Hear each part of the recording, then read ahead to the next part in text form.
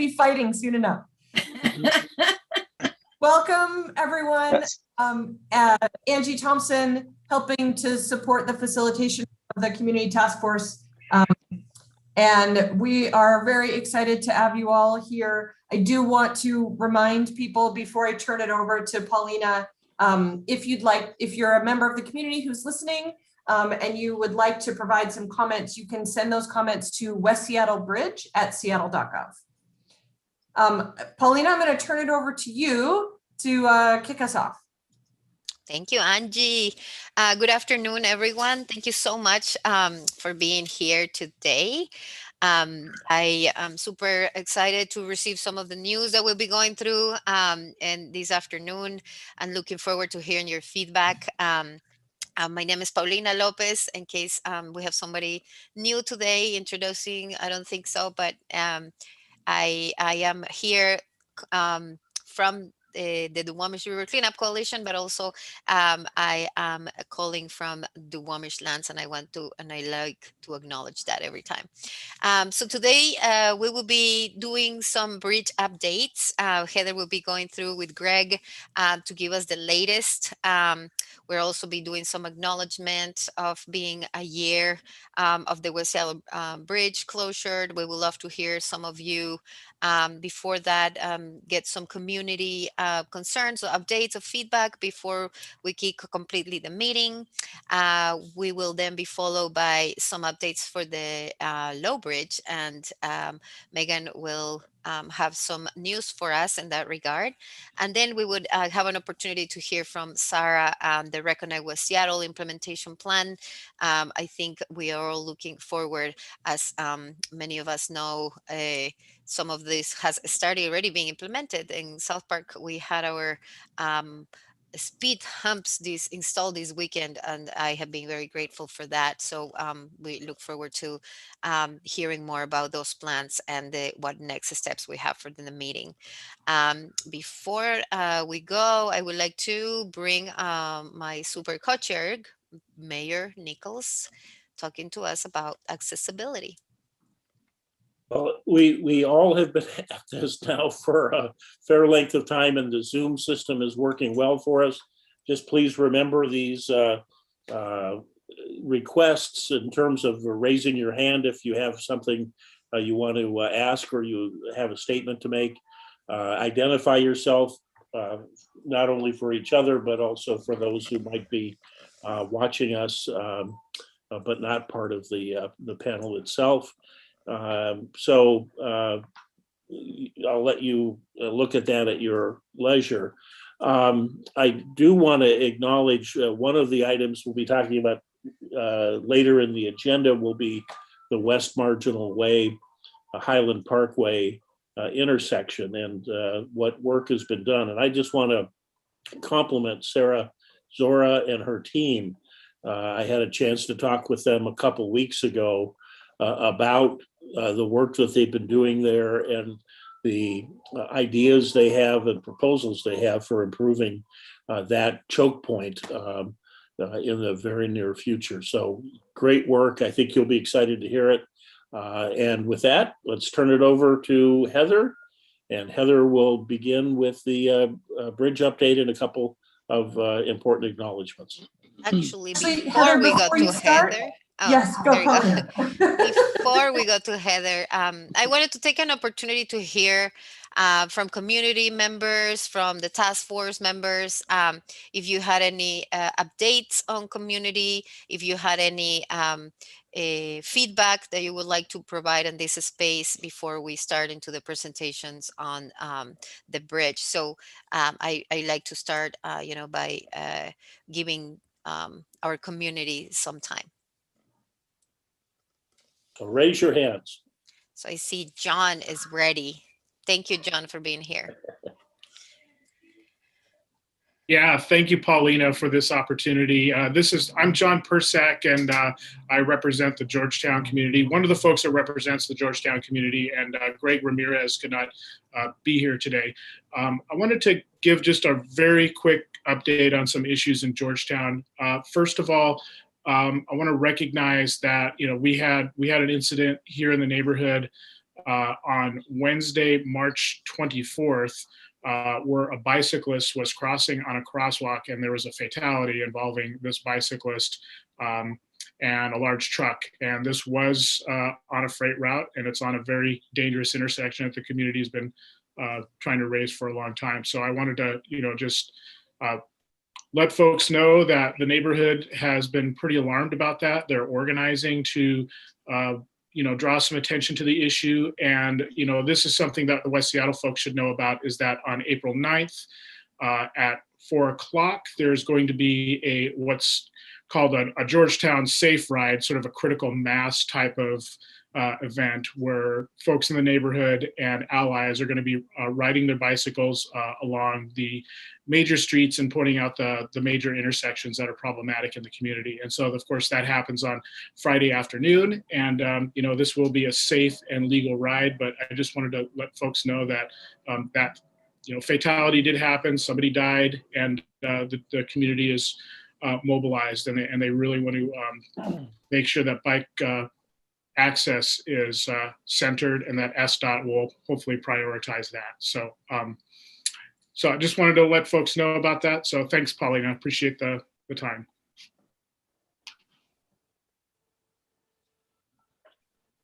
Thank you so much, John. John, there's a question in the chat. Wondering if you can list the starting point for this ride along with the date and the time. Yes, the folks will be meeting at Georgetown Community College Georgetown campus, which is on the corner of Corson and East Marginal, at 4 o'clock p.m. This coming Friday, so that's tomorrow. So there's, if you need to come from somewhere else, there's a place to park and unload, or, of course, you can ride in if you're close enough or you feel safe enough.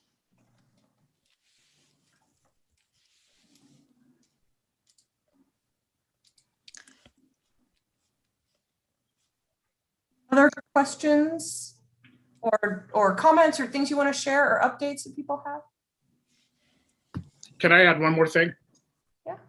I'll put a couple of links in the chat. One is a link that was published by the Vision Zero folks at SDOT back in 2019, and it outlines the streets that are the most problematic safety. So I think that's an important document for folks to take a look at. And there's a number of streets. Pay attention to what's there and pay attention to what's not there. And I'll also put the link up for the event as well in case people want to take a look at that. So that's all I got. Thank you. Thank you, John. I was looking for that. That's what I got a little distracted to put on the link, but I appreciate that you already beat me to it. And our thoughts are always exactly with the community. And of course, these fatalities really got into our heart. So we're sending good thoughts for the community of Georgetown. And we're always, thinking of these fatalities could happen as we have the increase on traffic for sure. Anyone else that would like to? Oh, Deb, please. Hi there. This is Deb Barker, and I just want to do a quick report out. And before I do that, I'm going to give Matt Bolio a heads up that I'm going to ask you to speak to some of your findings.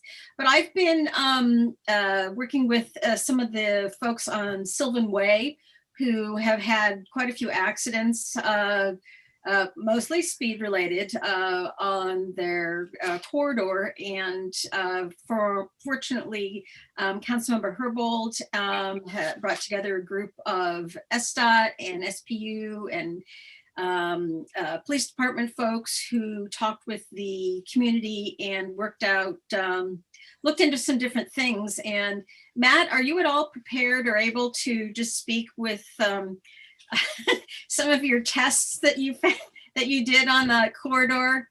Because there are a few new markers out there that SDOT has put in.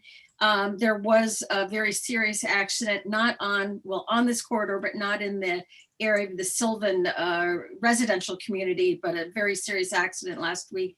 And so it's something that folks still need to be aware of on Sylvan Way, between Delridge and Morgan, 35th. John or Matt, are you able to say anything? Yeah, I'm happy to speak briefly about that. I also want to make sure that we provide time for everyone else, so I'll try to be pretty succinct. After our last meeting, I went out and did a ball banking test which is a kind of a traditional engineering test to look at whether the speed limit on the roadway is consistent with the geometric constraints of the roadway. Not a surprise, exactly what we heard from the community. You can drive the road faster than the speed limit would otherwise constrain you to. So that ball banking was useful, but it's kind of a box check, not driving an answer. We then put some markers out there to increase some visibility on the curve. I had a chance to redrive it after those were in place, and we will be coming back out to do some Chevron style reflective signs to really increase the visibility there. The rectangular reflectors that we put in place didn't provide the level of visibility that I'd like to have, particularly for those southbound vehicles. So we did a thing, and we'll be back to do more things. And thank you. The community is really glad for your efforts, along with the Seattle Police Department aggressively watching the speeds along the corridor. So thank you, everyone. Thank you, Deb and Matt. We appreciate that. I don't see any other hands. So Angie, what do you think? Should we move into Heather giving us the updates of the bridge? Yes, we have plenty of time for conversation and questions. So if things come up for people, there'll be more time. Heather, take it away. Fantastic. Thank you so much, Angie. And thanks everyone for being here today. If we can move to the next, yep, you know what to do. Next slide. So I'd like to acknowledge that it has been a year. It has been a year since we closed the High Bridge for very good safety related reasons. We really want to thank the community for hanging in there. It has been a hard year for staff as well as the community. And so I just wanted us to take a moment and acknowledge that. If we can move to the next slide, please.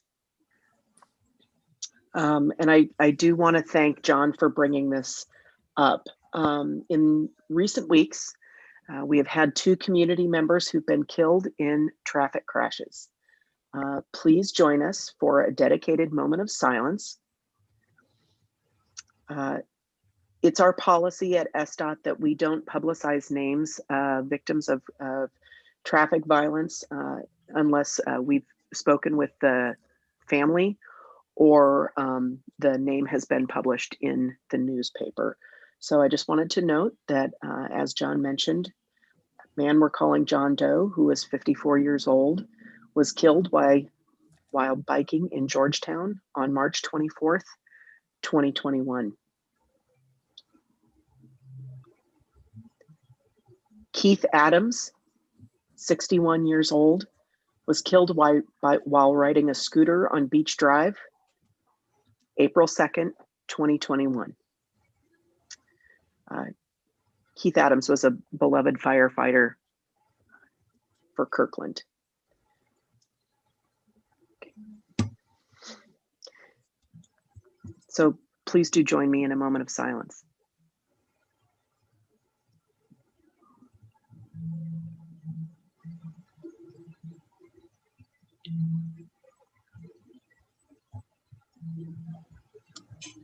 Together, we affirm our support for safe streets and acknowledge our shared commitment to end serious injuries and fatalities on our streets.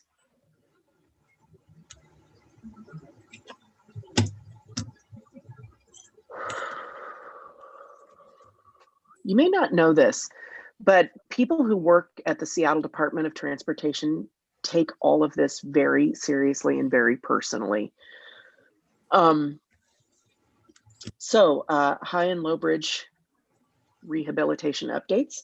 We continue to keep pace with our aggressive schedule. Our next update will occur this summer at 60% design.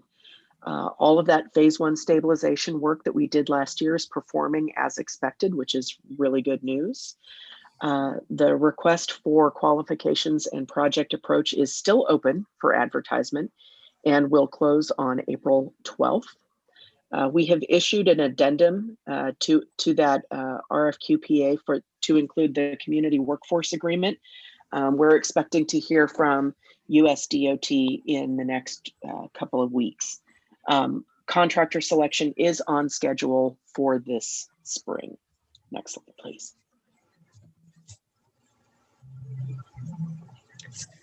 As you all know, we submitted an application for an infra grant on March 19th. We thank all of you so much for your support. We had more than 50 community groups, businesses, labor unions, and environmental advocates providing letters of support. The US DOT is still accepting letters of support until April 15th. So please do see the website for that online form if you'd like to participate or know others who'd like to participate. We should get an update from US DOT on the status of that application this summer.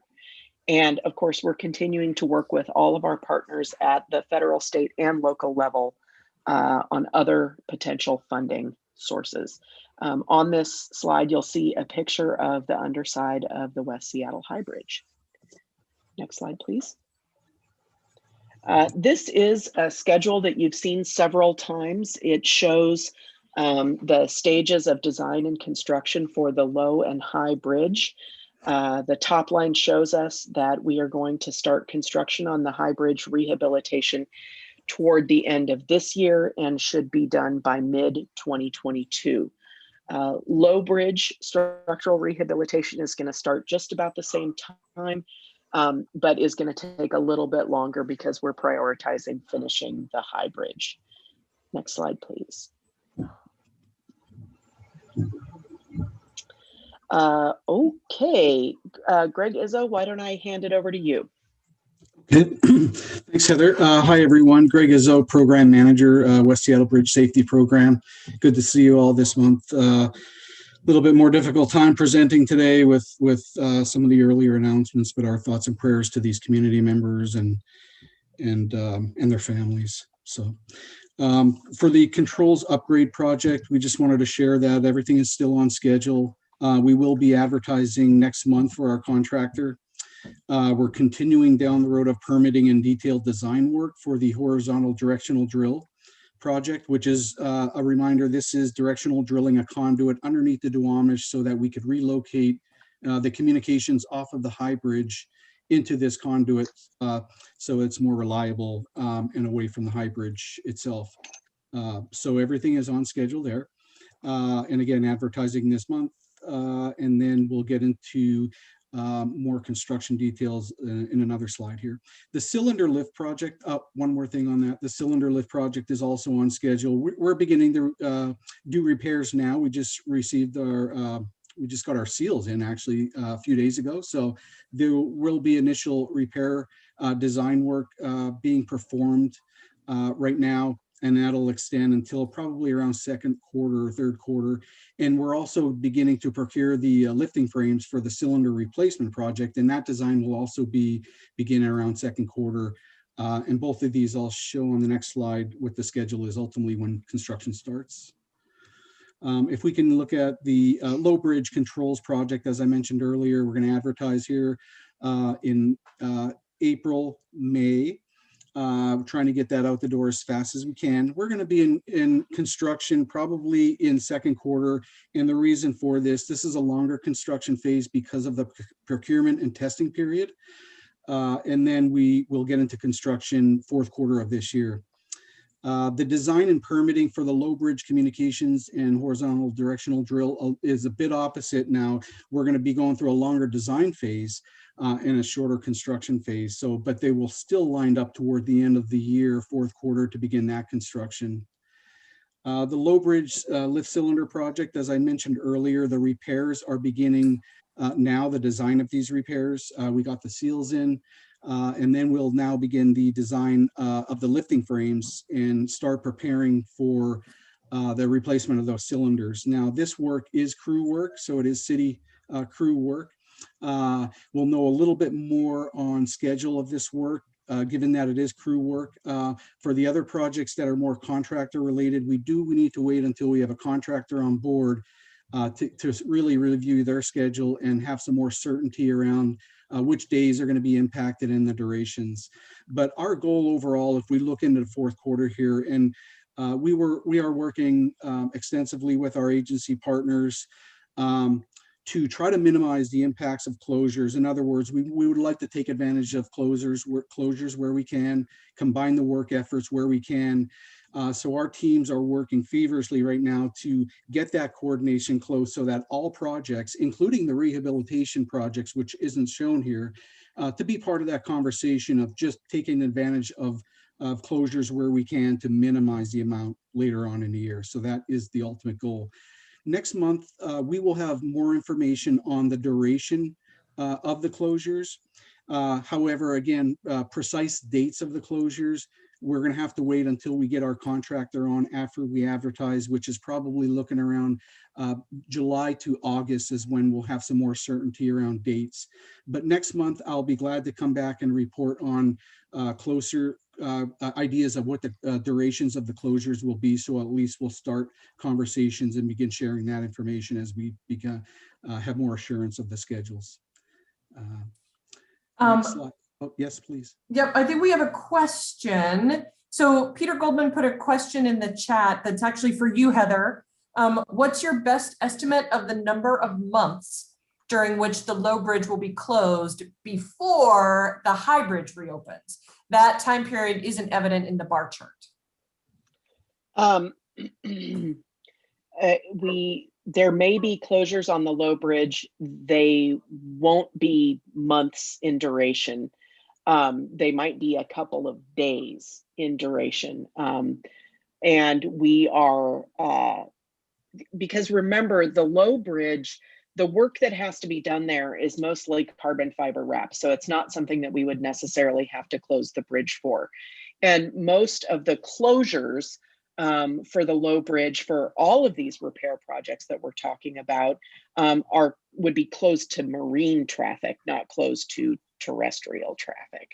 So we are watching those things very carefully, and we don't have any good dates for when they will be, and we don't have a perfect idea of the duration of those, but it's going to be days, not weeks, not months. And we'll come back and report out when we know more. Commissioner Steinbrook, just anticipating your question, you cannot believe how closely we are working with the Port of Seattle. Oh, Heather, you're of course, the red flags go up when I see months of closure. That's not just a concern to the seaport. It's huge. Anything. It's not. It is not. That is our lifeline, that lower bridge for all. Yeah. So It I is do not gonna be trust, months of and closures. and Lindsay's on this call here, so I do trust and hope and expect that there'll be very close coordination and that the rates will be kept to a minimum and Absolutely. shipping schedules, so we don't have absolute chaos there. Yep. Thank you. You got it. Any other questions? Lindsay put a note in the chat and said, Heather is right. Her team is sick of me now. So good coordination. I would never say such a thing. And just a gentle reminder to raise your hand for comments or questions so that we can keep the meeting accessible for everyone. Yeah. Any other questions or comments before we move to the next section on low bridge access? Okay. Hearing none, we will turn it over then to you, Megan, to talk about low bridge access. Great. Thank you so much, Angie. Thank you, community task force members. Actually, can we go back a slide for just a second, please, Bill? We've got so much information to share with you today, and we're really excited about a lot of it, and other parts of it are hard. So I'm gonna tell you about the changes that we're making to the low bridge policy that'll go into effect in the coming days and weeks. Danielle Friedman from the Department of Neighborhoods will then join, and she'll walk you through the outreach, the intense equitable outreach effort that's been underway over the last few weeks. We'll then go through our updated goals for low bridge access and our updated approach. We'll talk about changes for each user group individually, and we'll walk through the data that is behind this. So Angie's going to keep me paused and make lots of space for people's questions as we move through each part of this. Yeah. I also And Megan, just so you know, we have about an hour for this whole piece of the presentation. We'll take it as we go. Okay. I also really want to start in a place of acknowledgement as well. First of all, to the broad community of people who are affected while the High Bridge is closed. One of the things we're consistently hearing, and Danielle will go into this in greater detail, right, is how everybody's lives are impacted while the High Bridge is closed, as they face longer commute times and travel times on the detour routes. So there's a real impact out there to people, and I really want to make sure that it comes across that we know that and we hear that. And there's a lot of legitimate purposes for people to be on the low bridge and be taking lower trips. I also want to acknowledge all the folks that have met with the Department of Neighborhoods and their team and provided their input, as well as the folks that have brought us their questions and concerns through our inbox and in our other meetings. And then finally, I want to thank the folks that sit on our Low Bridge Access Committee, many of whom are here right now. That includes Dan Austin from the West Seattle Chamber of Commerce, Ross Baker, who's not on the committee, but he's with Virginia Mason, Ken Bowden from Nucor, Andrew Darbyshire, who's not on this committee, but he's with Transwest and they run shuttles, Laura Radford with the West Seattle Junction Association, Diane Sosney with SEIW, and Bob Waters of SSA, as well as staff representatives from the Northwest Seaport Alliance, King County Metro, the city's Office of Economic Development, Councilmember Herbold. These folks just had their 18th meeting.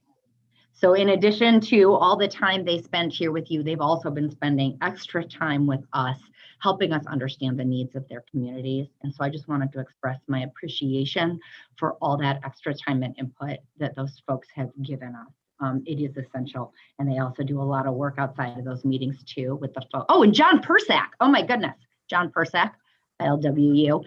Sorry about that. So I just wanted to make sure we know that there's a lot of folks here put a lot of time into this. So going to the next slide, the changes that we're going to share with you today are in response to several factors, many of which we've talked about here.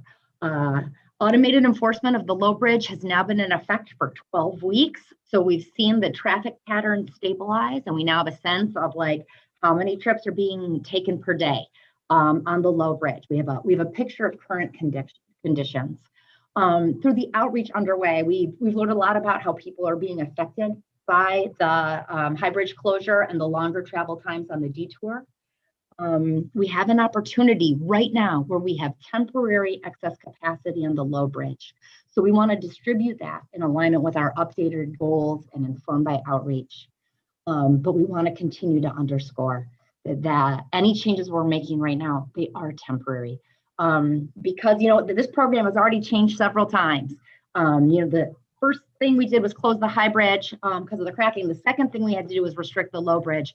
And we made a transition to a placard program, and then we transitioned to automated enforcement. And now we are transitioning again, and we expect future transitions in the future as well as we respond to increased freight trips on the low bridge in the future.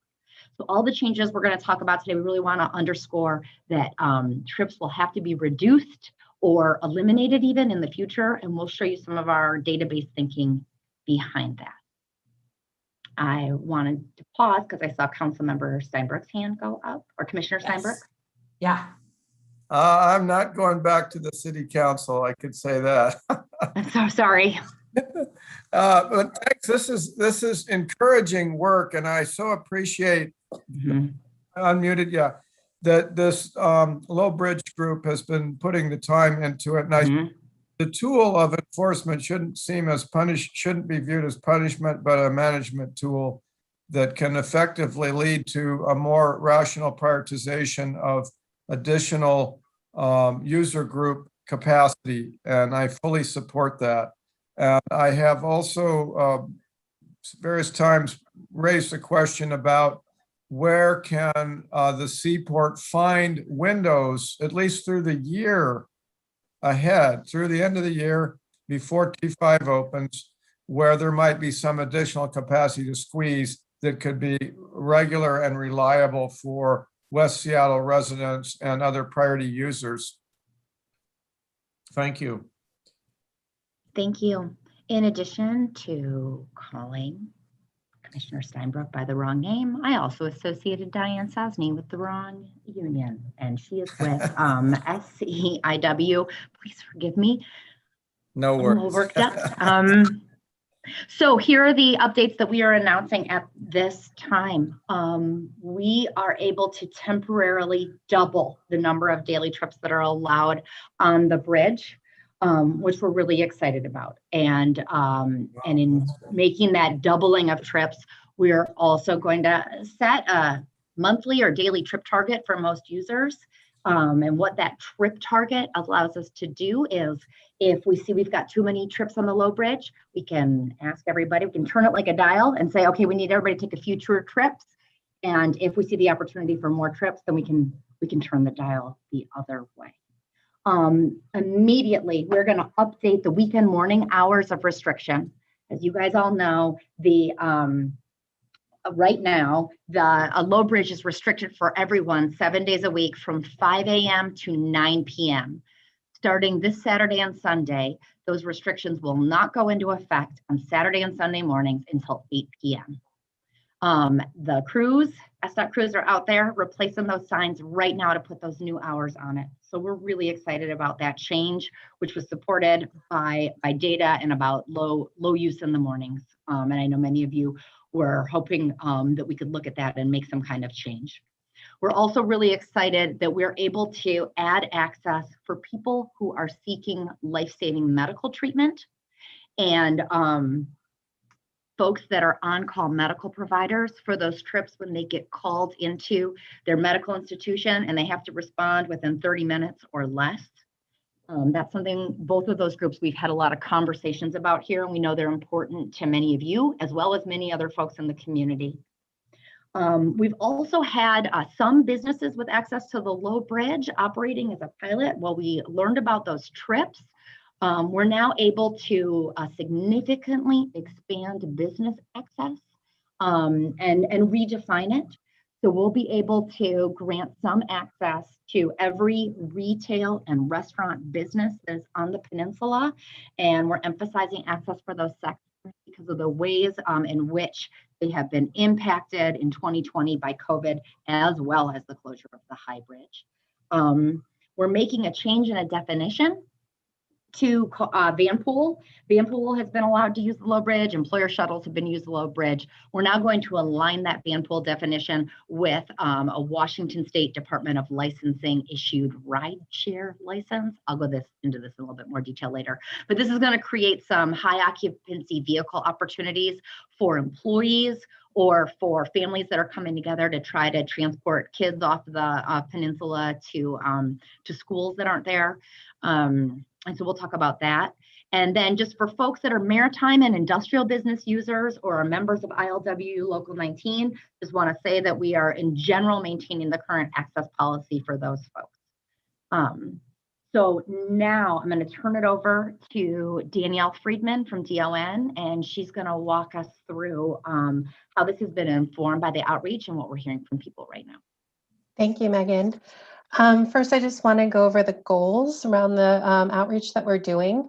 We want to engage in community-based and in-language outreach to ensure BIPOC perspectives are heard. Use data to focus on the most impacted community members. Level the distribution of low bridge access to address racial disparities. And minimize the number of people receiving citations for using the low bridge.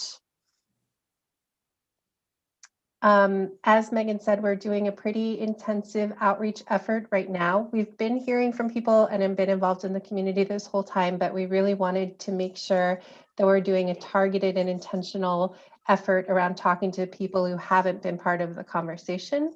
So we are having community discussions and focus groups with essential workers, small business owners, low-income residents, Uber, Lyft drivers, seniors, and BIPOC community orgs.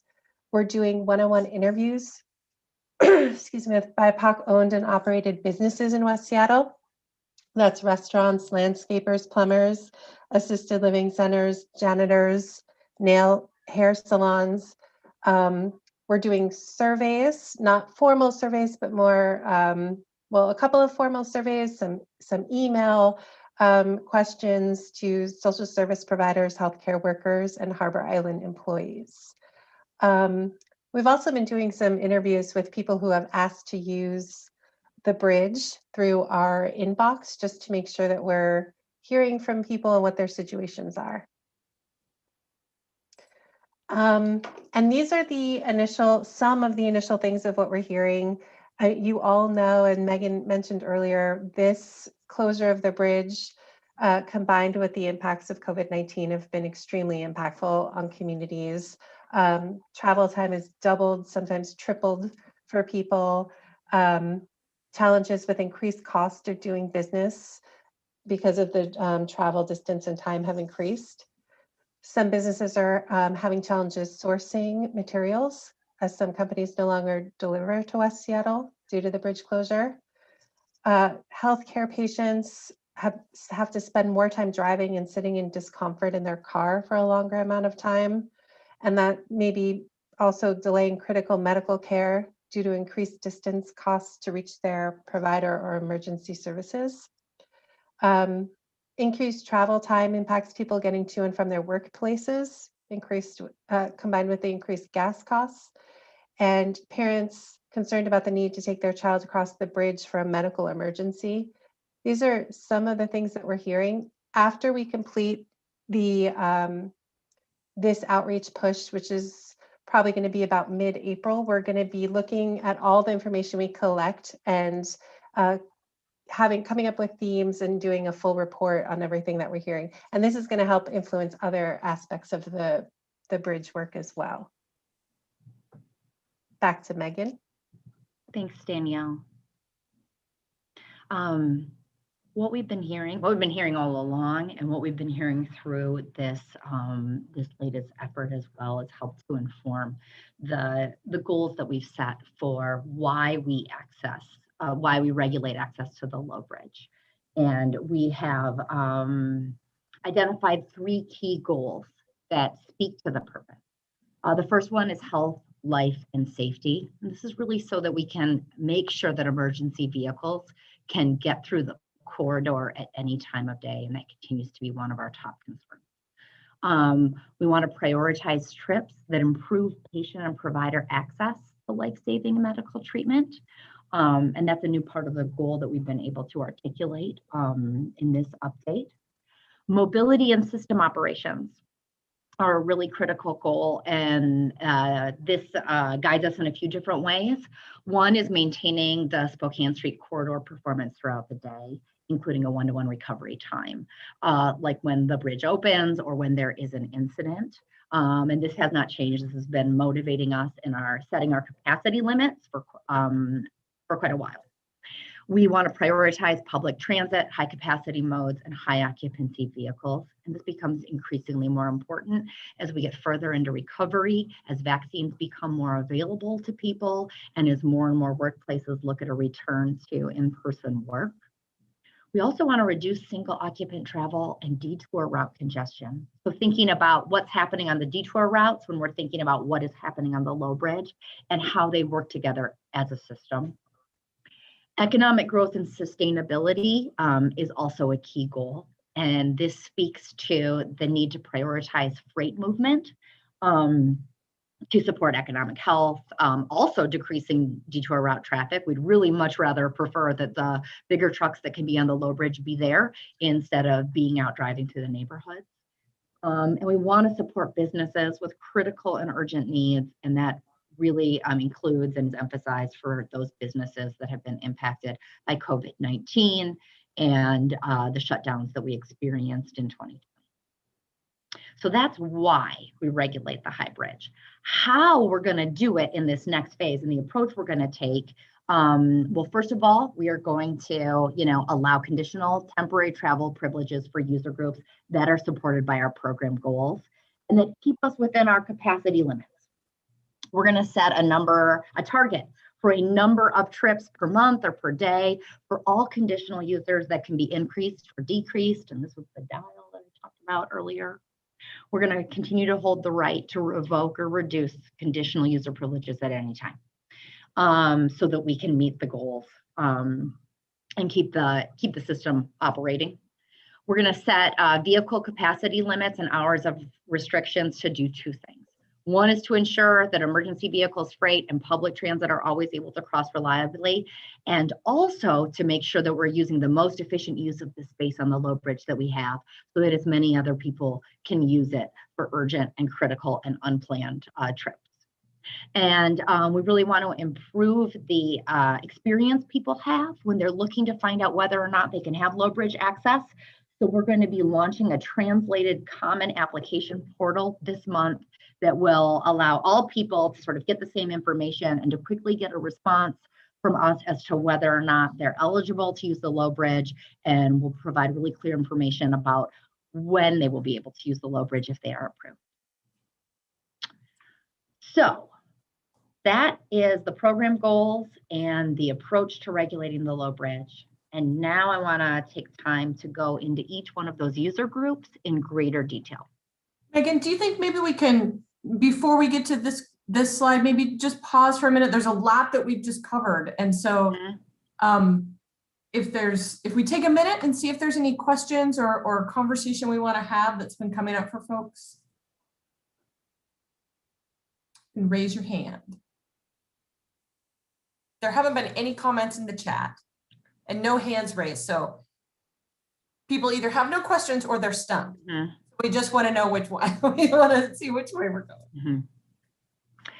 Okay, so before launching into a more detailed description of each user group and what the next steps look like, what I really want to underscore is that just because we're making an announcement today about people having new access doesn't mean they have access today. I'm going to talk about on-call healthcare providers next. They're going to have access to a common application form that I just talked about by the end of this month. They will need to apply to us, and we will need to verify their employment with their institution. And then they will get an email back from ESTA that says, you are now approved to use the low bridge. And it's really important for most of these users that people understand that they get that email back from ESTA with that approval before they start using the low bridge, because every one-way trip on the low bridge can get a $75 citation, and we don't want people to be getting citations.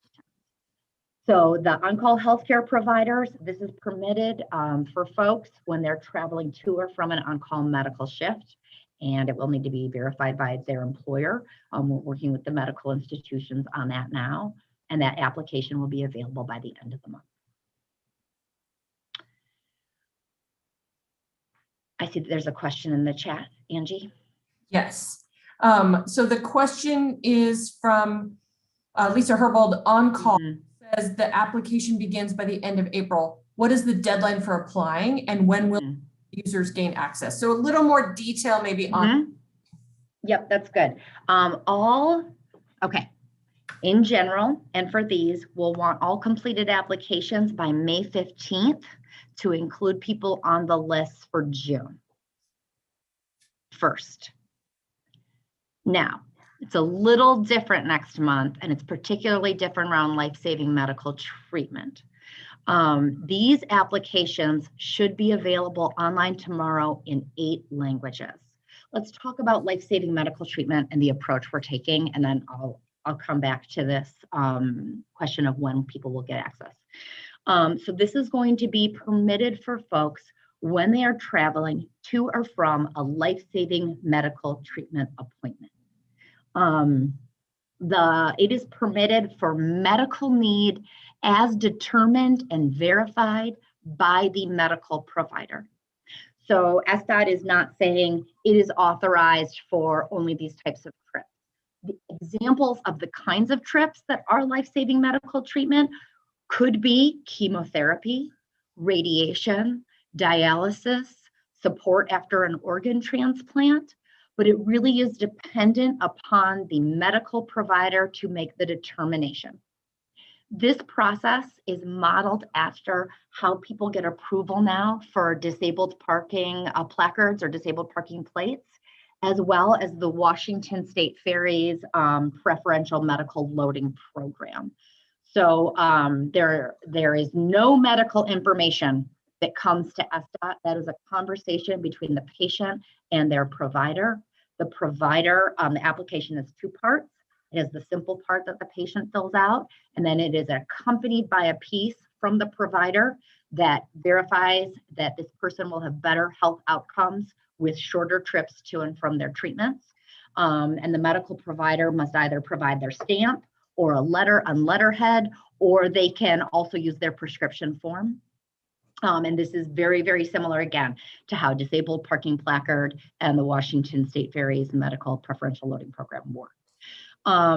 These applications need to be renewed every 90 days. They will be available tomorrow. And we are going to be working as quickly as we can and in close partnership with the vendor who operates our photo enforcement system to get them loaded into the system. So if somebody were to get their application tomorrow and get it back to us completed with all the pieces by April 15th, we could get them into the system by May 1st.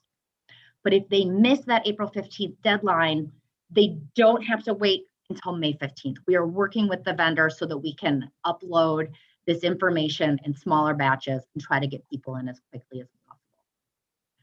So that is specific to the life-saving medical treatment, and that's really our top priority right now. Let's just go back a slide for just a second, Bill, is to get those folks in. For everyone else using the common application form, such as on-call healthcare providers, that form will be available by the end of the month. We will encourage everyone to get their information into us by May 15th so we can have them into the system for June. Again, we will do what we can to load smaller batches in earlier, but people do need to get that confirmation email from us before they start using the load bridge. There's another question. Do you have do you want to finish your sentence? Sorry, I jumped in, but I just wanted to let folks know who are worried about on-call healthcare providers, those folks continue to have the declaration of non-responsibility process that we discussed last month. And so if an on-call healthcare provider has to use the low bridge tonight to respond to a call, they are encouraged to do so. They can then get a letter from their employer and they can take that to Seattle Municipal Courts and they can contest the citation, get the fee waived. Okay. So we have a question. West Seattle Chamber has a question. The title is Dan. Go ahead. Sorry about that. I just wanted to thank SDOT as someone on the Lower Bridge Task Force with working with the vendor on these small batches. I think just the equity of someone who gets their cancer diagnosis on the 16th and then has to wait a month and a half to get in is not appropriate. So I really appreciate you guys working with the vendor and with this specific group to be able to get access as diagnoses come in, not just they missed an application process. So thanks for working with the vendor and getting that concern addressed and taken care of. So thanks. Thank you, Dan. Megan, there's also a follow-up question that Councilmember Herbold asked. So you were talking about the deadline and you know that April 15th and all that, and both applications and both the application and deadline will be rolling. Like, is that for the future? Is there always sort of a rolling deadline? And Lisa, no, we don't. Unmute yourself and talk. Oh. We don't have to talk for you. We don't expect that to be rolling. Yeah, I'm just Sorry. wondering about the people who might become on-care health providers or might need life-saving medical treatment and only receive diagnoses sometime after May 15th, so in future months, and they are not part of a known population at now during this application period. Will there be a future application period? Every month. So the push we're going to do with our vendor right now is sort of outside of our general operating procedures, but we're really going to do it over the next few weeks because we're going to have a lot of applications coming in from doubling access to the low bridge. Going forth after that, every month, people have information to us by the 15th of July, then they can be on the list for August. If it comes to us by the 15th of August, they will be on the list for September. I think those are the questions that we had right now. So thank you for pausing, Megan. Keep on going. Mm-hmm. And I'll pause after this one as well. There's a lot on this slide. So I will take it in chunks. So first we're going to talk about maritime and industrial businesses. This is a group that has had access to the Low Bridge since last year. Access for these users is permitted for urgent and unplanned trips that maritime and industrial businesses that are located right up next to the Low Bridge may need to take. Examples could be that they've got a critical supply part that needs to get the other side of the bridge, or they have key personnel that has to be moved to the other side of the bridge. The number of plates available to each business varies and is based upon outreach conducted last summer by the city's Office of Economic Development. We're going to set an initial trip target for these users of about 5 round trips per business per day. This is well in line with the number of trips on average this group is already taking. They're doing a fantastic job of keeping their trips low, of which we're really appreciative. So most stuff will stay the same for this group. They do not need to reapply using the common application, but new users in the maritime and industrial group proximate to the Low Bridge will come into us through the common application. Let's talk about government use now. This is a group that we've learned a lot more about how they're using the Low Bridge. There are over 20 different distinct government agencies who have wildly different amounts of access to the Low Bridge. They should be using the Low Bridge as well for urgent and unplanned trips. We often talk about this as like the sewer line just broke, or there is a power line down.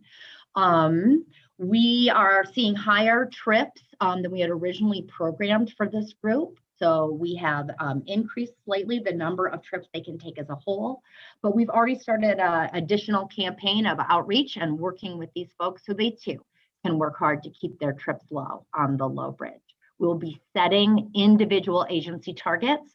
We also provide, we just started now the process of providing a monthly report to each agency government about which places are using the Low Bridge and how frequently. West Seattle business sectors. This is huge, this is a really big change. As I mentioned before, there's been a pilot program operating for business access, and we've had a lot of assistance from the West Seattle Junction Association and the West Seattle Chamber of Commerce on that. And what we didn't know is that a lot of businesses had access to the Low Bridge, could they take very few trips? And they can. The businesses that have had access have been doing a great job of keeping their trips very, very low. So we're now expanding the program. It's going to be available. I put 600 plus on this slide, but it's actually closer to 700 businesses in the 4 West Seattle zip codes would have access and be able to apply for a limited number of trips per month. We're going to set that target right now at 10 round trips per business per month.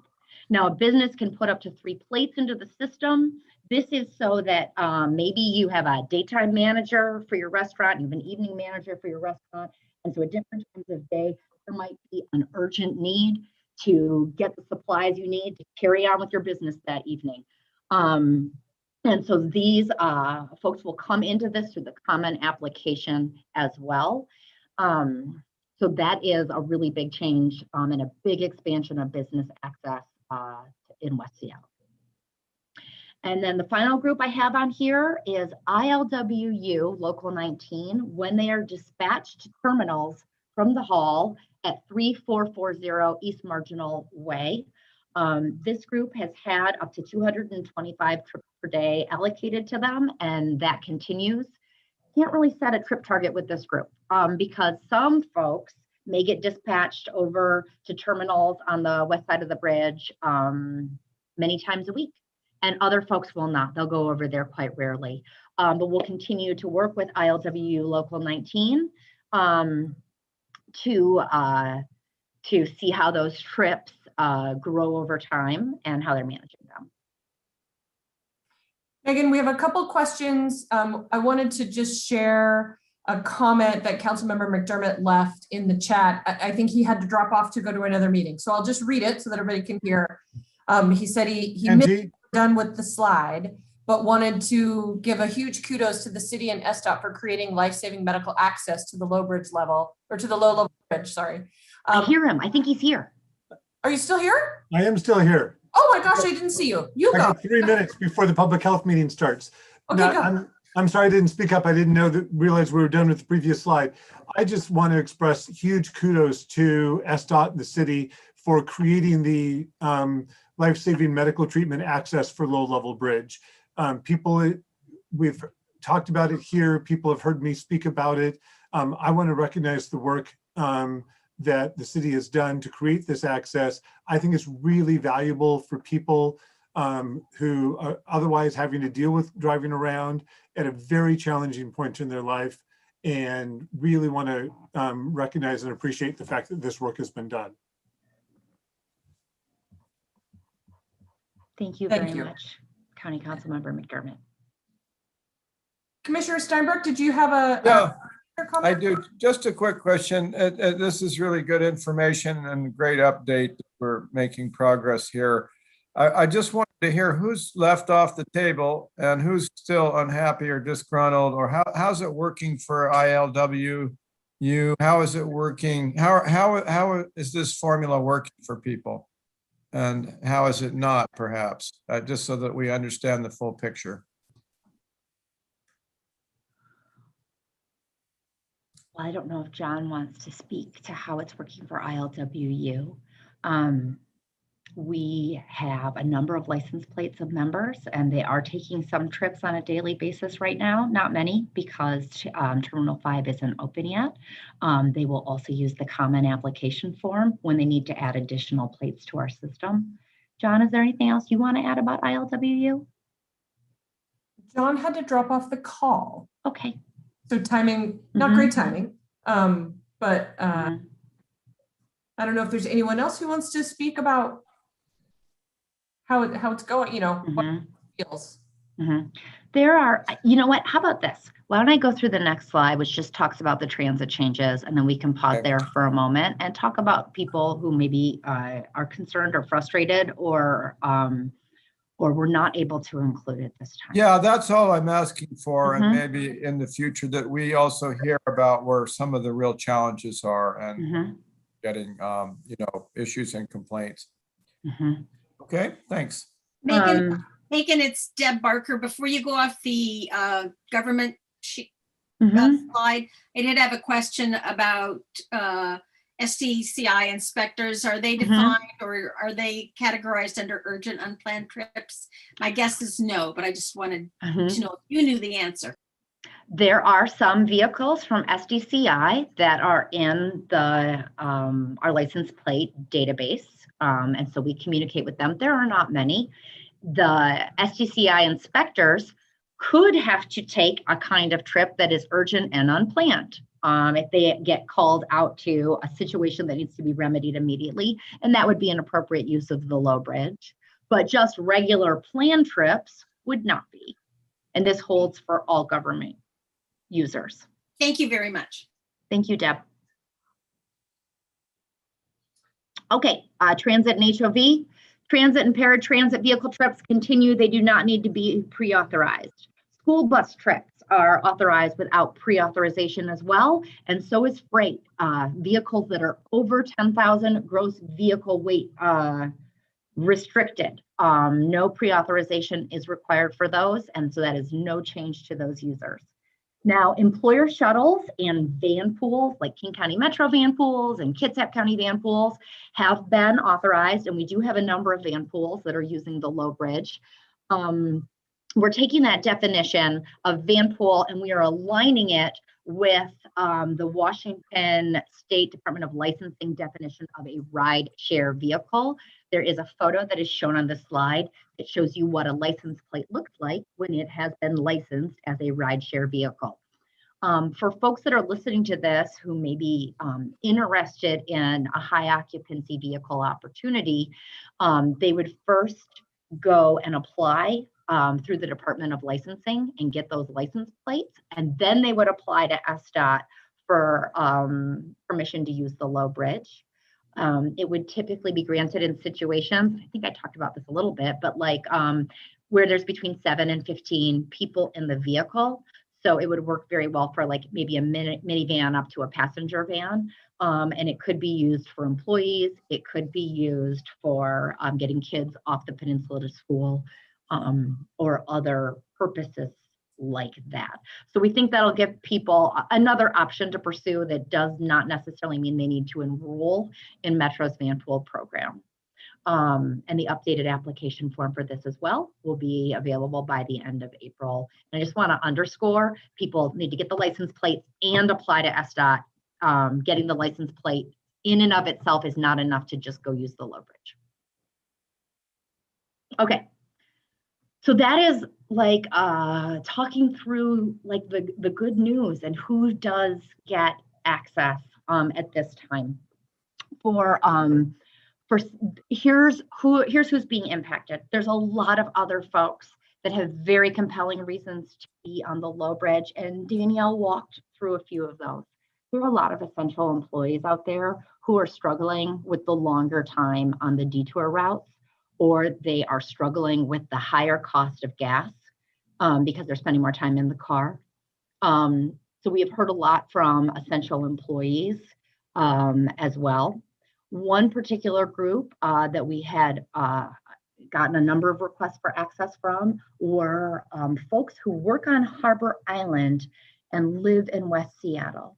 And we sent out a survey to the businesses on Harbor Island, asking them how many employees they have who live in the 4 West Seattle zip codes and the typical times of day that they look. And in looking at it, you know, we really haven't authorized any single occupancy vehicle regular commute trips on the low bridge, but we thought we would get the information from these folks and see how many trips it would generate. And at this time, we are not going to authorize access for those employees, partially because the number of employees would put us at near or over the capacity on the low bridge, and partly because it's an SOP trip that's going, that's a regular commute trip going to a work site, and we're not going to authorize those at this time. There's also a change for businesses. The businesses that have been participating in the small group that has access to the low bridge, most of them are restaurant and retail, but not all of them. And so there are some professional sector businesses in there that will not have access after May 31st. And so we will be working to let those businesses know through a variety of ways so they can plan. And that's going to be really challenging. There's also a lot of business sectors that have really legitimate need for the low bridge. And we looked at, there are between 6,000 and 7,000 business licenses on the peninsula. And we looked at whether or not we could give everybody some access. And we really didn't find that we could without over allocating the system or coming up with a number of trips like 1 per month. 2 per month that didn't seem very helpful. And so we made the determination to focus on the restaurant and retail business sectors.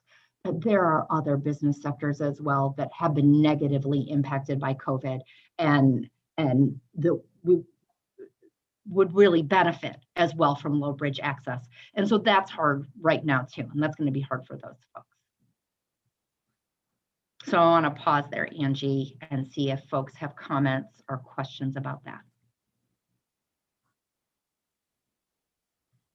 I don't see any hands up or comments in the chat. Okay. If folks have something that's coming up for them, let's hear it. Let folks fix about it. Now let's go into the part of this where we just look at the numbers behind it a little bit. This is a table that describes the changes in trips per day for 2021 in this change we're making right now. We have a column that says old allotment of trips per day. And this is the allotment of trips that we made back at the very beginning of the year when we were getting ready for automated enforcement. West Seattle businesses that were in the system at the time, they had 35 round trips per day. And maritime and industrial businesses had 150 round trips per day. ILWU had 225 round trips per day. And we were preparing at that time as well for T5 opening up in the middle of this year. We did not have any trips at all allocated for medical purposes, and we gave government 40 trips per day. This added up to 450 trips per day, which is what we felt like we could accommodate on the low bridge. And this is on top of all the freight and the transit and the emergency vehicle trips that happen on the low bridge. So now at this point, we have a column called new allotment of trips per day. And so this is where we expect to be and what we will be managing to for the rest of this year. So West Seattle businesses go from 35 round trips per day to 225 round trips per day. So that is an increase of 190 round trips per day. That's a significant increase. Maritime and industrial businesses proximate to the low bridge stay the same at 150. They're doing a great job. ILWU stays the same at 225. The medical access group, both providers and recipients, this is the group that we don't know what's going to happen. We don't know how many people are going to sign up for the life-saving medical treatment program or the on-call healthcare provider access. So we've set the number at 225, and then we will use regular monitoring and data analysis to see how that's going. Government trips, I mentioned we gave a slight increase. We added 35 round trips per day just because we've learned a lot more about the government use on the low bridge. That brings us to 75. And so we'll continue to work with the variety of government agencies to get those trips down. So that brings us to a total of 900 trips per day, a doubling. And that's how we will be managing this and reporting back to you as we go forward. I think I saw a question in the chat. I Deb? didn't see a question in the chat. Oh, did I miss one? Popped up. Okay. Okay. Now if we can go to the next slide, please, Bill. Okay, these are a couple of the capacity scenarios we ran. We ran a lot of different capacity scenarios, but I think these two do a good job of sort of telling the full picture of the bridge right now. So there is a pie chart on the left called 2021 current conditions with expanded medical and business access. This is where we plan to be going forward. In looking at this chart, a significant amount of the capacity on the low bridge is available for general freight. And what we know about general freight is that it's incredibly variable and it can swing significantly on any given day. So we even have a little factor in there called variation, and that is to account for the fact that some days freight trips might be 40% higher than others. We've also learned about how many unauthorized trips are taken every day on the low bridge, and so we can now plan around that. That's sort of stabilized after the last 12 weeks, so we have a slice of the pie for that. We have a piece of the pie for transit, as well as paratransit and emergency. That's a very tiny piece of the pie. There is a purple wedge of pie, which is where our conditional license plate access is. And those are all the user groups we've talked about today. West Seattle businesses, maritime and industrial businesses, ILWU, government access, medical access. Now, in looking ahead to 2022, our pie on the right side of this slide shows general freight access, but it also shows Terminal 5 freight access as well, which adds to the amount of the pie that is being used for freight. And that's an amount that we have been planning for quite a while. We continue over our unauthorized access and our transit. We'll see a little bit more transit because we'll be adding more transit trips this September. I expect we'll see more, van pools and employer shuttles as well in that slice of the pie. We've squeezed down our variation a little bit, but what folks will see and what we're worried about is that the conditional license plate access slice of the pie could be very, very tiny when we get into 2022. And that's where we will use those trip targets to dial back people's trips, but we may need to eliminate conditional user trips in 2022. And that's going to be really challenging for all of us if that happens, but we want to be really clear and really transparent about that from the very beginning. So that is a scenario that we envision being totally possible. Okay, that's all of it from you. Yes, Megan? I got one more slide. You got one more. I got one more Last slide. Okay. As Danielle mentioned, the outreach and engagement will continue. We're learning so much for the communities that we are being intentional about reaching out to and talking to, as well as all the folks who email us and reach out to us from all the other meetings that we go to. This will all continue to inform our approach to the Low Bridge. The life-saving medical treatment access applications in 8 languages should be available on our website tomorrow. The common application for all other trips will be available by the end of the month. There will be so many emails and so many blog posts and emails to all of you to help get this into your hands so that you can help spread the word.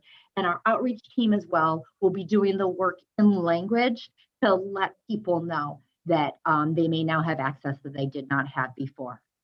I want to underscore again that no new trips are authorized until approval is received from SDOT because there is a license plate added to the system. If you're in the system right now, your access remains unchanged through May 31st. The change in the weekend restricted hours will start this Saturday and Sunday. And then as it shall be with monitoring and data being what drives our response to low bridge access. And we will continue to use these opportunities with you all in the task force to bring those regular reporting updates so that you can see how it's going and we can talk about it when we need to. Councilmember Herbold. I just want to say thanks. This is great work, and I know I've been a pain pushing and prodding, but this is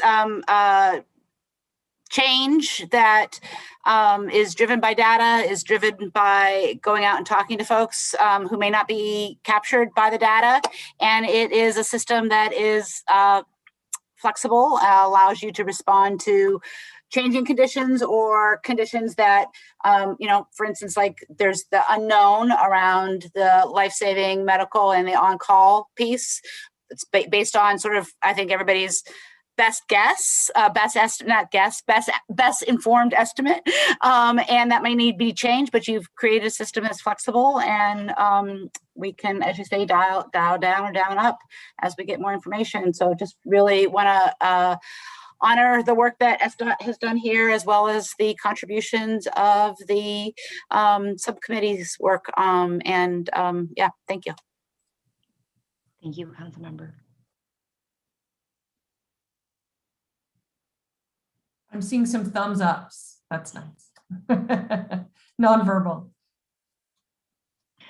So thank you, everyone, for your patience, for your input, for your ideas. And I'm looking at you, Washington State Ferries Preferential Medical Loading Program. Thank you very much for everybody on the committee.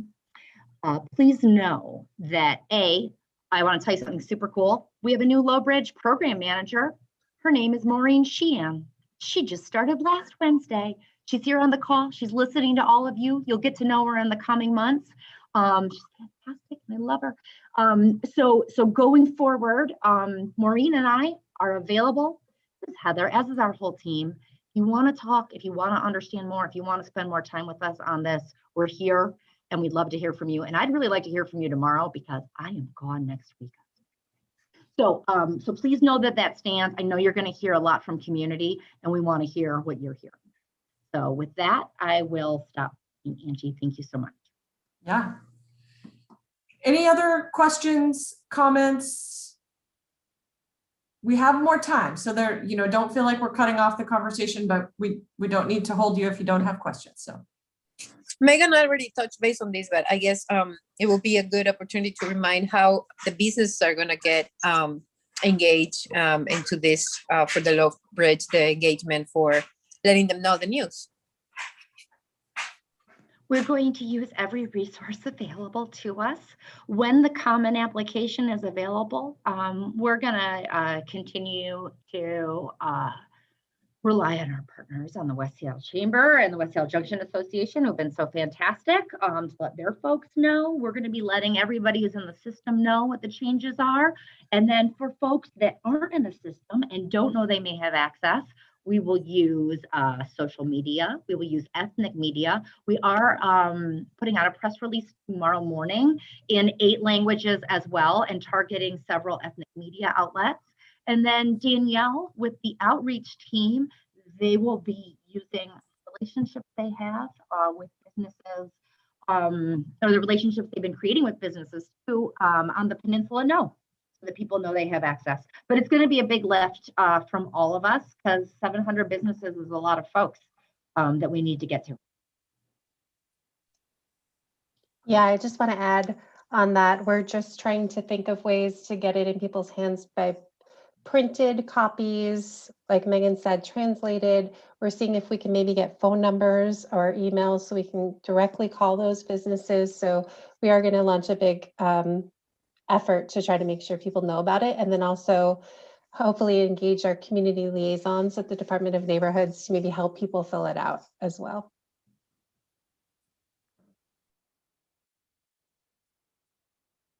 Great. Deb put a comment in the chat, said, thank you, Megan and Low Bridge teams and SDOT. Consider coming to District 1 Community Network on May 5 and other neighborhood groups to publicize. Great. Any other? Is that an official invitation, Deb? Are you going to follow up with me on that? Yes, she says thumbs up, yes. Okay. Any other comments, things that you want to share or questions that you have?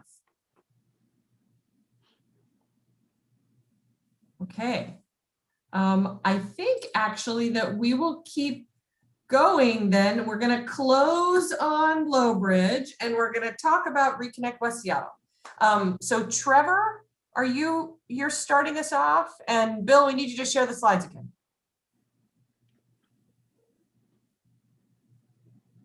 Okay, whenever you're ready, Trevor.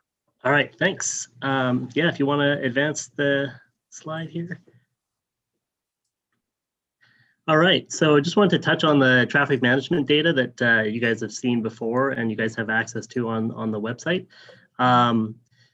As many of you might remember, WashDOT did some repair work on the First Avenue South Bridge in March, and the start of that work is represented by the vertical red line in the graphic.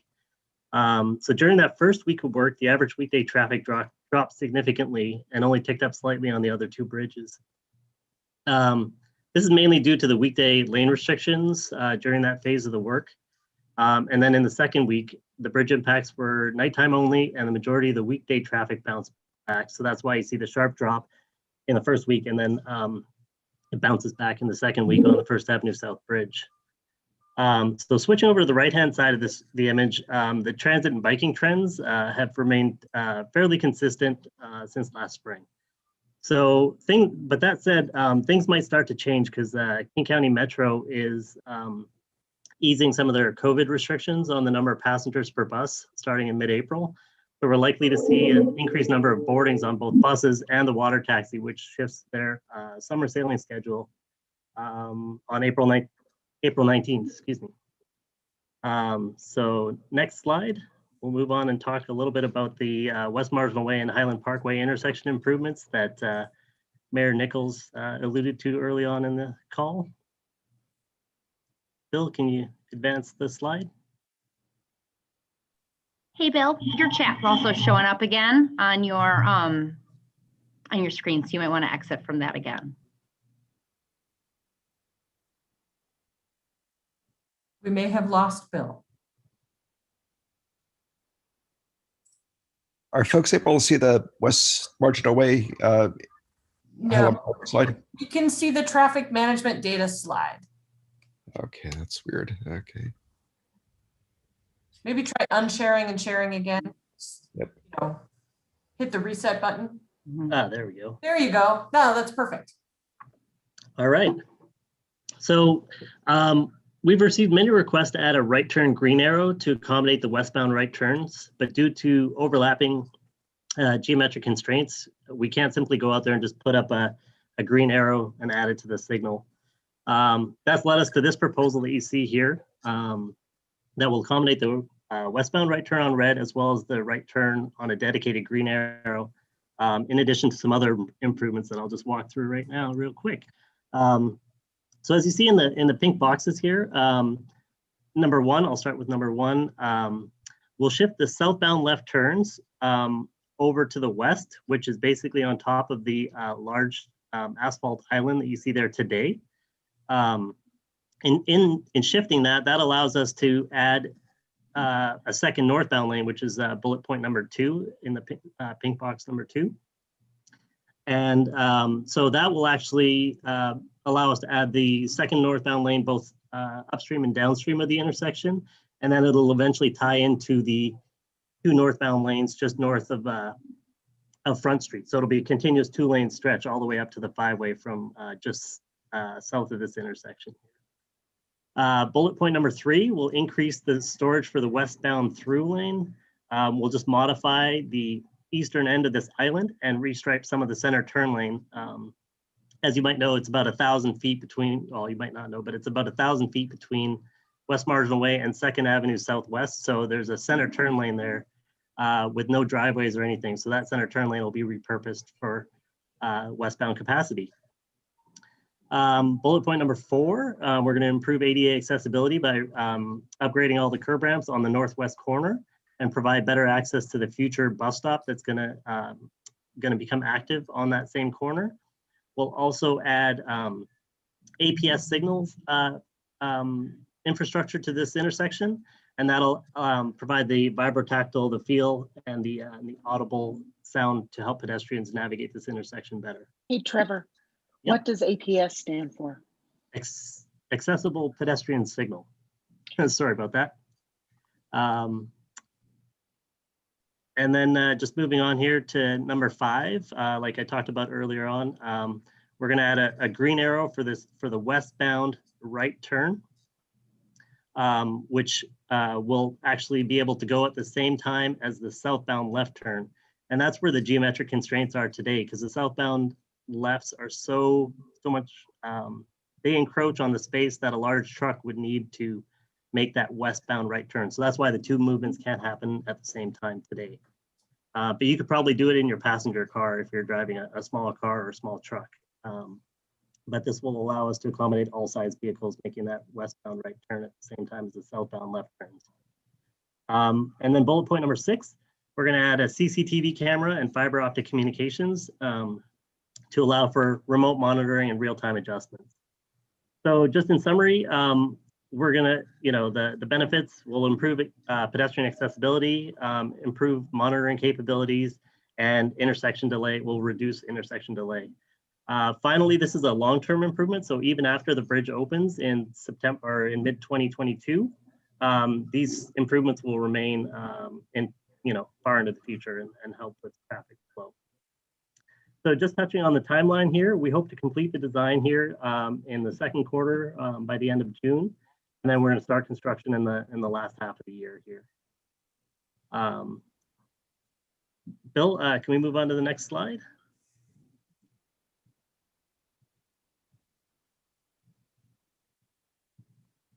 Bill, it's not advancing. There you go. There you go. Perfect. All right, so this is the last topic I wanted to touch on before I turn it over to Sarah. So some of the paving projects that we've completed in 2021 so far are the projects that we identified in a December 2020 assessment. And so just last weekend, we completed 8 concrete panel repairs at 9th and Henderson. The weekend before that, we repaved 1st Avenue South between Kenyon and Cloverdale, and that's the full width of that roadway.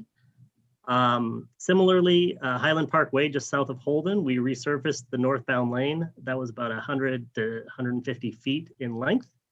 And then I think a lot of you probably recognize the West Marginal Way railroad crossing just south of Idaho. We were able to resurface that track crossing about a month ago. I want to highlight this last project here on Southwest Alaska between 36th and 38th. And as you'll see our crews performing work at different times, and we want to let you all know that this is the best approach to addressing the immediate paving needs and carrying out the whole project in general. So the 3 phases will include asphalt base repair. You can see those 5 red rectangles on the aerial image. We're gonna start by doing that the weekend of April 17th and the weekend of April 24th. So we're going to dig out those sections and repair the asphalt and bring it back up to the existing surface. So when we leave each weekend, it'll be drivable again. Then we'll come back probably in May or June, and we'll build out the curb ramps that we've triggered as part of this work. And then we'll also replace some concrete panels in the intersection of 38th Avenue Southwest, which is the leftmost red box that you see there. And then coming back later on in the summer, we're going to come back and we're going to grind the entire section and pave it in asphalt so it's consistent. And then we're going to come back and put the red bus lane treatment. So when we're all said and done, this will be smooth and operationally, and just the ride that you get when you drive over this stretch for both bicyclists and buses. And so that is the phasing of that work. And we hope, like I said, we hope to get it done by the end of the summer here. And now I'll turn it over to Sarah.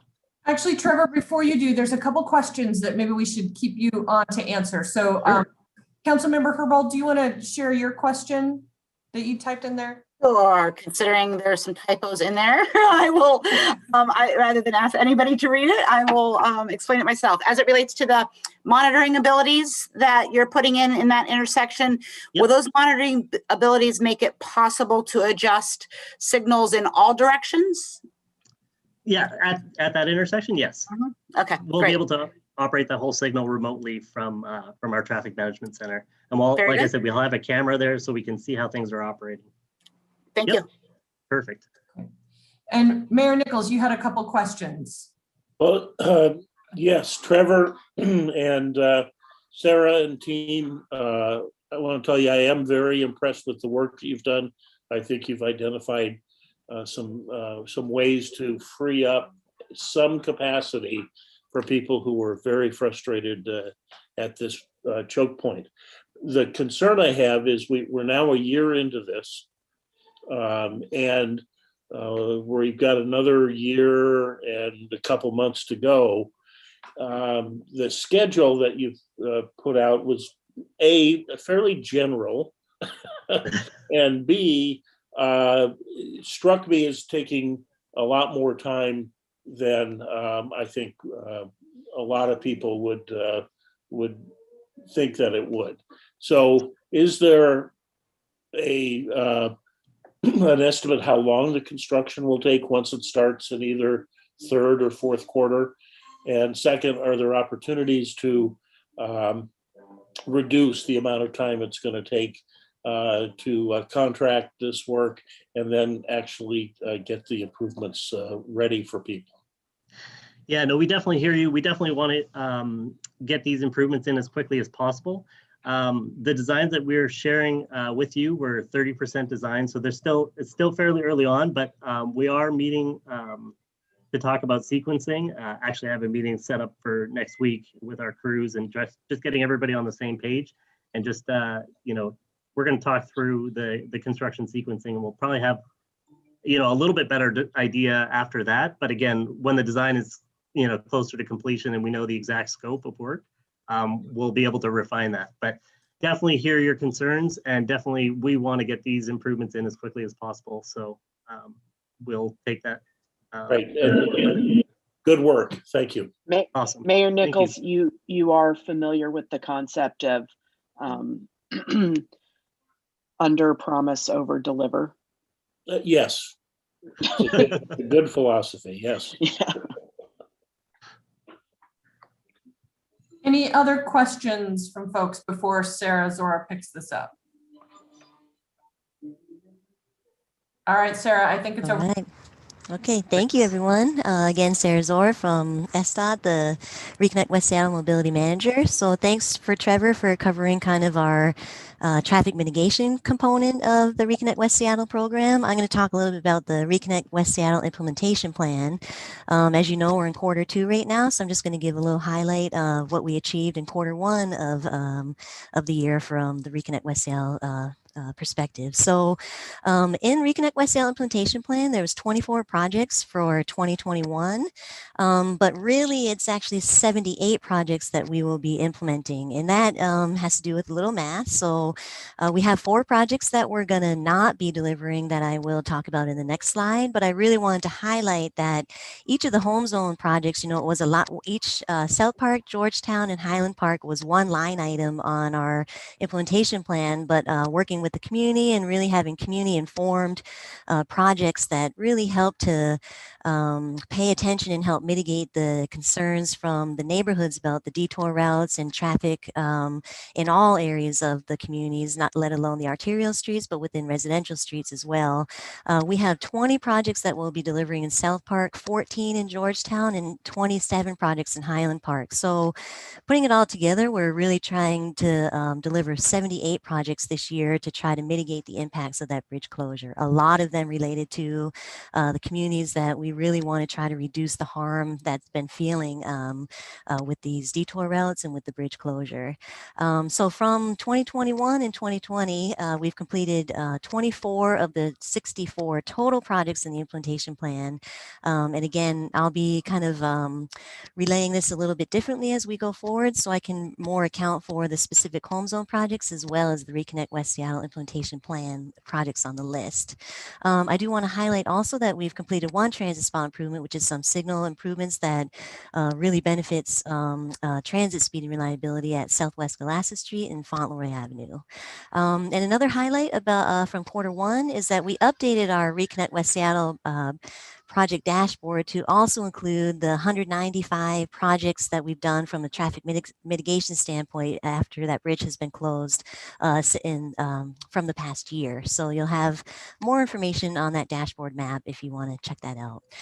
Moving forward, thank you, Bill. I'm going to explain a little bit about the projects, the 4 projects that we are not moving forward from the original 2021 implementation plan list. So you'll see a common entity there, SR 509, both the southbound on-ramp improvements and the northbound on-ramp improvements. After we did more conversations with our partner at WashDOT, neither of those 2 projects to really add a second lane or additional lanes to access SR 509 in either the southbound or the northbound improvement will be made. There's some different merging requirements and then the main line kind of efficiencies that WashDOT really has to take a look at. So in partnership with them going over these projects, it was decided that we would not be able to restripe to try to get different lane capacity on these on-ramps for SR 509. Another project that is a little bit interesting, kind of a bigger idea that we had in the 2020 stage was really thinking about a Chelan 5-way intersection bypass. So kind of using the Fauntleroy Express, the bridge on from the ramp near the fire station 36, and kind of having buses utilize the elevated structure, remove some of the center barriers so that they could have on-ramps and then off-ramps to try to get better access to the low bridge. Because the decision was made to repair the bridge and not do a replacement, as well as some concerns about safety for all the different people that are and travelers using the roadway, we have decided that we would not kind of move this big idea forward. We also have been, monitoring the low bridge access in partnership with King County Metro, and the bus service is seemingly still pretty well using the low bridge from their detours and access like that. So we are still having some exploration with our traffic operations group about other ways that transit might be able to get some more predictability and reliability on South Spokane Street as we access the low bridge. But this bigger idea is something that we will not be moving forward at this time. The other project would be Highland Parkway Southwest and Southwest Holden Street. There was an idea for an extra traction on the uphill southbound lane on Highland Park, and our operations and maintenance divisions decided that that would not be something that we would want to move forward at this time, recognizing that we will still keep an eye on how that intersection is behaving in access and approaches to that intersection. If you can go to the next slide, Bill. I really did want to highlight some of the things that we have achieved in Q1 of 2021 from the Reconnect West Seattle Invitation Plan. We have finalized all the home zone plans in South Park, Georgetown, Highland Park. We have some implementation done from in South Park in mid-ish March. We planted 40 new trees in South Park, which was a pretty awesome engagement to do with, and we did that with Dirt Corps and the Duwamish Valley Youth Corps to really help with the engagement and location of where these trees were going. And we have completed the clearing, phase 1 of the clearing of 8th Avenue South Trail. If you look at the before and after pictures, it really highlights all of the improvements made to really increase visibility for people either walking or biking to try to use that trail to access the different parts of the neighborhood. Coming up here for home zone project delivery, we're actually trying to expedite things a lot faster. We, started this process at the end of 2020, and we are already delivering speed humps in South Park. So we have now delivered eight of the 18 speed humps, and you'll see that we have a range of our project delivery. These are all crew delivered. Our South Asphalt crew is really on point to make all of these improvements for the speed hump specifically. So as you can see, we have 18 speed humps coming to South Park, 7 speed humps coming to Georgetown, and about 60 speed humps coming to Highland Park. Again, remember that was all based on community input about where they've been feeling and seeing the impacts of the detour routes, as well as our data analysis to really have a good education and data-driven solutions for trying to reduce increase traffic calming and reduce the amount of vehicles on these residential streets, which is a really big priority for us at SDOT. The neighborhoods have received a mailer about these improvements. Georgetown mailer is coming up here, but just recognize that throughout the rest of this construction season, which is from now until summertime and then into the fall, we will be implementing projects kind of on a rolling basis as we schedule, as the design is finalized, we write the work order, and then we align our crews. So you'll be seeing a lot of different construction throughout these next couple months and quarters. If you can go to the next slide, I just want to give a quick highlight on where we are with our 2022 project timeline. So thank you all for providing project ideas for the 2022 list. At this time, we've received about 470 ideas for different ways to mitigate some of the impacts that people are feeling. A lot of those projects also came from the home zone process and really thinking about what we could achieve from in 2021 and then see what other projects we can achieve in 2022. So between now and May, our team in Reconnect West Seattle, as well as Operations Division and our Maintenance Operations Division, are really coming together to vet all these projects, make sure we have a good understanding of what could be delivered in 2022. And then by June, we'll have a final list of projects, and then we'll be coming back to share more about that with you all as we move further along in that process. For the next portion, I wanted to give you an update on West Marginal Way. First, the highlight is the Duwamish Longhouse and interim signal and cross and west side sidewalk. Right now, we have the west side sidewalk, and there's some driveway modifications that we have to make. That's scheduled for delivery in mid-May. So that's a really exciting component of the West Marginal Way project that is definitely moving forward. As of this time, the interim signal that will be also placed in conjunction with the Duwamish Longhouse is scheduled to be delivered late summer into fall. We're still getting some feedback on some of the designs. We're at about 90% design right now for that interim signal, and then we're also in the process of getting all the different permits we need from our different partner agencies. And then, there is the other part of the West Marginal Way project where we have the proposal for the protected bike lane on that south outside southbound lane. We are still finalizing that additional data analysis, really making sure that we have a full understanding of what our data is telling us, really trying to focus on what we've been hearing from the community. We have a lot of strong opinions on if to build it at a certain time or never to build it. And so we are really, as a staff level, trying to summarize all those different elements, the data, the feedback from engagement, definitely the quarter walks that we've had from the COVID safe walks with our CTF. Brad did a walk with members of the Seattle Freight Advisory Board yesterday, and he has another walk coming up tomorrow. We definitely have heard from the freight community, the maritime industrial community, large concerns about moving this forward at this time. So we are hoping that we'll have a decision in Q2 and we'll be able to come back when that happens. But just wanted to let people know that we are hearing you. We're going to be focused on all the different components of how we make a decision about how to move a project forward or not. And we have been hearing a lot. So thank you all for providing comments and information and perspective on what should or should not be done, and timeframes of that discussion as well. If you can go to the next slide.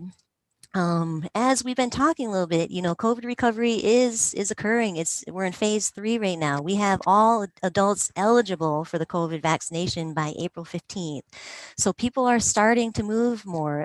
We really want to make sure that you are trying to start thinking about how you're moving around the community. Can you stay local for the needs that you have? If you are willing and able to change the mode of your travel, can you do that? Can you change the time of your trip? Definitely treat people as humans. Use eye contact. It doesn't matter if you're a person driving a car or a vehicle, riding a bike, a scooter, walking. Make sure you're recognizing where other people are. This is all really kind of emotional right now for us with some of the 2 fatalities we've had in the last 2 weeks, and really want to make sure that you are all looking out for each other. When driving, please stay on the detour routes. Don't go through the neighborhoods with speed or with the anticipation that you can bypass a detour route. And as you all know, Seattle Public Schools has opened. Our Safe Routes to School did some targeted outreach at elementary schools in the Duwamish Valley in West Seattle, so that we can really help promote if schools wanted to have a school street, which is really like shutting down for local outside of local access streets, so that we can have better protection for people coming and dropping off kids. And as you know, you may not know, Seattle Public Schools has a hybrid in-person learning right now. So the school cameras are on. Slow down, do not get a ticket, just follow the speed limit, because there's going to be different times of the day that people are traveling to and from school at this time. So this is just a reminder that we have to try to figure out how people can take different ways to get around the neighborhood and reduce the impact of the detour routes and the communities that are really bearing the brunt of a lot of vehicles coming through their neighborhood. And some of the things that are upcoming, if you go to the next slide, Bill. We have Sal the salmon. Sal was around for the viaduct closure. It's really about flipping your trip. So he or she is going to be back and really trying to promote. The first campaign will come out April 14th about staying local. So that will be really fun, I think, in really trying to promote different businesses in the area that you can come to and get to. We do have a transportation demand management, a new consultant coming on board here. Yes. Sarah, I just wanted to note that Sal's pronouns are they, them, theirs. Perfect. Thank you for that. That helps me.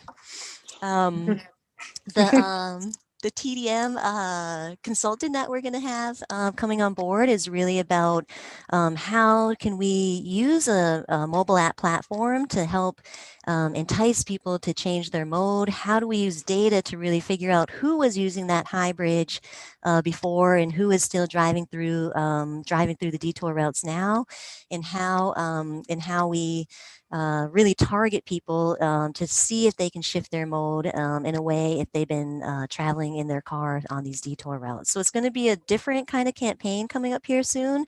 We anticipate the consultant to get on board here in the next couple of weeks. I think in mid-May.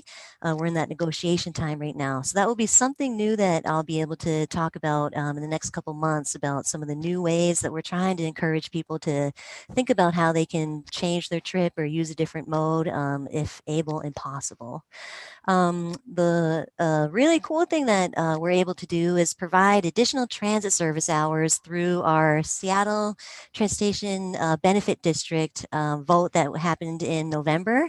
We have an emerging funds kind of topic area of that funding mechanism. And so we are spending about $7 million to really anticipate and encourage and add 30,000 more annual service hours for the September 2021 service change in partnership with King County Metro. So at this time, we're aiming to add hours onto the routes 50, 60, the 120, and the Rapid Ride C line. And then also have more funding for transit pass and van pool subsidies to try to see how we can get people to take different modes.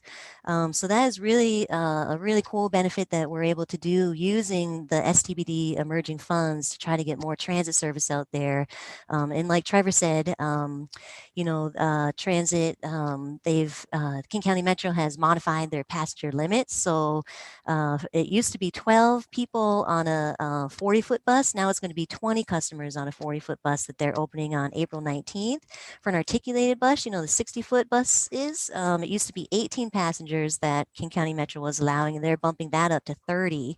And again, that happens on April 19th as well. So that will be additional capacity on the buses. And again, we wanted to remind people that the water taxi summer schedule also starts on April 19th.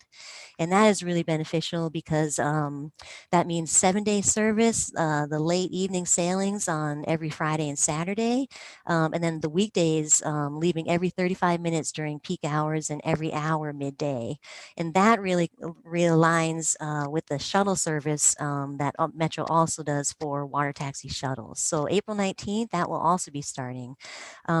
We have still been in conversations, and we have our employee resource group to really try to have a good understanding of what large employers are doing for reopening and having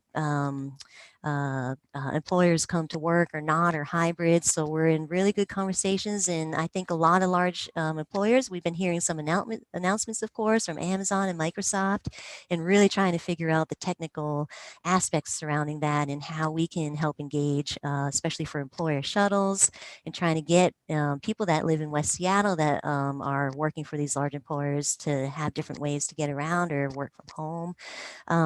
And so there's a bunch of different things that are happening so that we can really address the trends that we're seeing as with COVID recovery opening, and how we get to try to modify how people are moving around or add service hours to really incentivize taking transit, especially as the vaccinations are happening a lot faster, I think, than I had anticipated for sure. Sarah, before you jump yes. in, Colleen, I saw your hand up for a minute. I don't know if you had a question and we skipped it. I didn't want to skip over it if you had a question. Yep. Thanks. It was an accidental hand raise. Okay. I did also want to mention, the Southworth Fast Ferry from Vashon Island has started service at the end of March. So that is a foot ferry that takes you from Vashon to downtown Seattle. So if you're able to take that trip and not take a car in the triangle route, we would definitely encourage that as well, to reduce the number of vehicles coming from Vashon or Southworth to into the city. So in terms of our schedule, we're in the thick of things right now in terms of trying to do planning, design, and construction of our 2021 projects. 2022, we're in that project planning phase where we took all the intake, and now we're going to do the vetting of those projects and share that with you a little bit later. Home zones, we're trying to really expedite some of the delivery of that and make sure that the community is very well aware that we're going to have crew delivery like pretty much all construction season long. And coming up, traffic mitigation, we are doing continuously as the detour, as the bridge has been closed, and the mobility action plan is starting to heat up more as we are talking with large employers, trying to work with our partners to really provide different services so people can have different options in a way to get around. And I think with that, I'm open for questions or discussion, anything that anyone wants to talk about. I don't see any comments that have been placed or questions in the chat, and I don't see any hands up. So it's okay. Give a minute. Lori did put a note in the chat to thank everybody, and just before we get too far, just to remind everyone about the reflection form. So there's a link to that in the chat if you want to pull that up before we all log off. But okay. So I don't know that there are any questions for you, Sarah. All right, thank you so much. So Mayor Nichols, I think I'm going to turn it over to you as we talk about next steps and closing out our time together. All right. Well, thank you everybody for your patience and your participation this evening. We go back to a Wednesday meeting in May. It'll be at noon on May 12th. We'll get more updates. We'll have another opportunity to hear from each of you if you've got emerging issues or thoughts. We will be, just going through and making sure that everything is on track, on schedule, and moving forward for that second quarter of 2022 reopening. Paulina? Thank you. I think I just want to thank everyone for being here with us this evening, including our SDOT hard workers. We can see a lot of progress, a lot of community input and feedback received into the projects that you're doing. Lots of thank you to all of you members of the committee as well for going the extra mile for the subcommittee on the lower bridge. Make many of those changes reflect what you have been working so hard. A reminder also, if you have time to support Georgetown community tomorrow, Friday at 4 p.m., just to go over the unsafe routes and to show a little bit of what Georgetown is going through. Please remember the chat. It was in the chat, the invitation from John Persack. And nothing. See you on May 12th. I appreciate all the information that we got. Is a lot to come in. Continue to bring all the feedback back to our task force, and whatever you hear from community at large, please bring it and reflect it into the next steps. Fill out the forms of feedback as well that help us shape the agendas for next meetings. So thank you, everyone, and have a wonderful night. Thanks. Bye. Night, everyone. Thank you, everybody. Thank you. Bye all. Thanks.